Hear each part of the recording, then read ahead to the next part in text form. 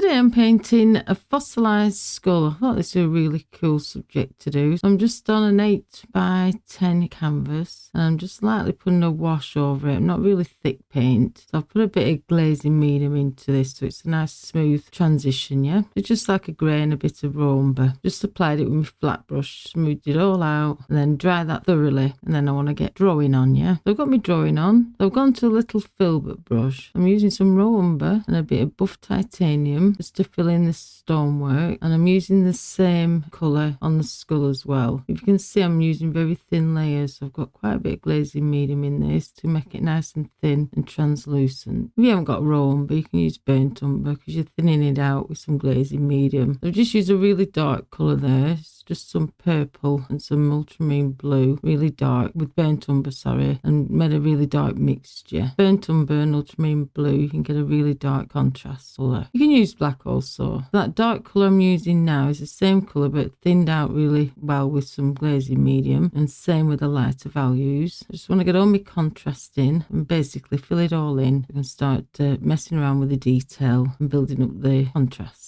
So with each layer, like this layer I'm doing now, make sure it's dry and then come back. You're not putting wet paint on top of wet paint and it just all going into a smudge. You want to keep them lines of like the ram's horns. You've got to keep that detail in, as you'll see as we get further on. I've gone to my little rigger brush. I'm using that dark mixture that I used for the eye sockets. I'm just loosely applying these lines like cracks in the bricks, yeah? So while I'm messing around putting all these lines in on the brick, everything's dry. So make sure it's just dry. If it's still a bit tacky, just get your hairdryer out or go and make a brew. Either. But you want it dry. So as you can see, I'm doing some wriggly lines. You don't want straight lines like a jigsaw. You want to get them really wriggly, like the proper cracks like you get in flags and stone walls. So I'm still using that small rigger brush. I'm just going to get these teeth in, the dark sections of the teeth, the shadow bit. I'm fairly concentrating here. That's going to be a dark bit so you can get your highlights to show up. And some line work and some cracks on the actual face of the skull. I think it's that bit of grey on the inside of the eye socket. That's to give it some depth. Like the eye socket goes really deep. It stops it looking flat. It's not so much on the other side because you can't really see that bit. You see the water there running down the medium. So I've got it really thin just to get a nice soft smooth blend. I've gone back to my nice soft filbert, which gives a really nice blend. Plenty of bristles in this brush. It's soft, nice to work with. And they're really good for like doing clouds and softening edges and all things like that. I have quite a few of them in different sizes. I'm just making it a bit dark on the left side, as you can see there. I'm just putting that darker grey on, making some shadows on the actual wall, because the skull's actually embedded into the wall like a fossilised, like it's been there for a long time. Going back to them shadows again. I'm still using that buff titanium with a tiny little bit of burnt umber or raw umber, whichever one you've got, and yellow ochre and white. Thin glazes again, that's the yellow ochre going on. It's thinned out, glazing medium. I usually add 20-20. I usually add glazing medium 20% and 20% water. Give it a good mix and then you're good to go. I'm giving another thin layer, as you can see there in the eye sockets, so that dark mixture. Don't matter if you cover some of your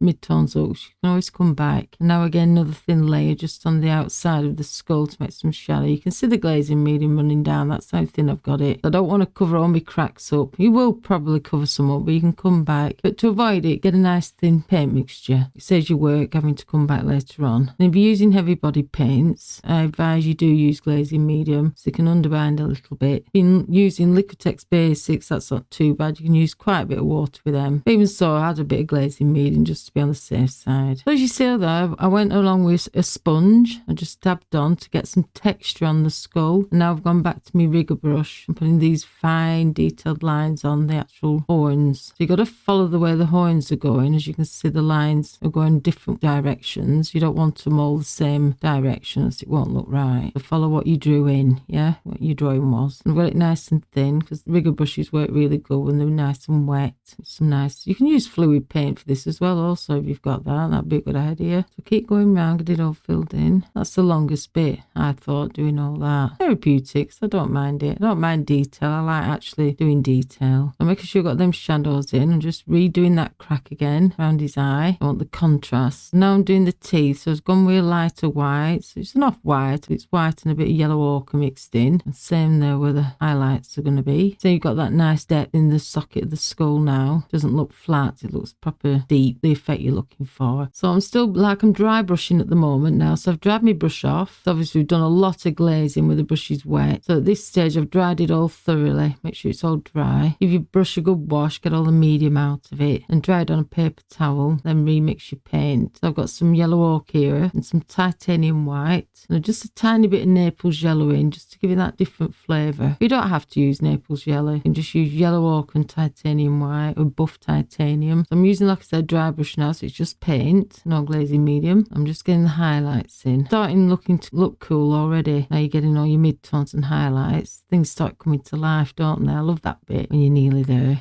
on that section. It's really cool. I'm just staining the teeth again with my little rigger brush with some dark values. Obviously not going to be bright white teeth, so they want to be in fitting with the actual skull. So obviously they've aged like the skull has, unless he's had veneers in the past, which is possible, but in this case he hasn't. But you get me drift. Making sure I've got them lines in nice and dark and a nice deep shadow underneath. I'm just getting some more detail, as you can see here, nice fine detail, which I love doing. Some people haven't got the patience, but I enjoy it. I really enjoy doing detail work. And I did a raven sat on a chest looking out a window. That's another good video on my channel. If you like this style of thing, you can go and check that one out if you like. That was pretty cool. And I did an old cathedral window, like walking down an old cathedral window with some light rays. That was cool as well. Gothic style, I think. Yeah, I like to do different subjects. I enjoy it, as well as my animal art that I really enjoy doing. But see some of that, oh, I fancy painting that. I'll have a go, yeah. Everybody's the same, I think. So I'm back to a tiny bit of glazing here, as you can see. It's not as wet as before, but it just dampened a bit of glazing medium and water. Because when I come over the stones, I don't want to fill all my cracks in with the opaque paint. I've just glazed it. So I'm back to a thin glaze again, as you can see. So just gone a dark grey and a lighter grey. I want to get that shadow underneath. It's like a grey colour. You could use yellow ochre and white and tint it slightly with some dark glazing. But it's easier just to mix the colours as you go, like I've done here. Just filling them cracks in again. I like mythical things, mythical creatures. They're really cool and they're really good subjects to paint, aren't they? Especially if you could make something up, you know what I mean? Like this has got ram's horns on a human, supposedly, skull. It's really cool, fascinating. I like unicorns and all things like that. Anything mythical. I've gone back to my dark value again because I've just covered it up doing some highlights. I'm just putting them back in. Get the roundness of the horns. You don't want them to look flat. But like I said, just take your time, do it in stages and have fun with it. End of the day, it's creating stuff, isn't it?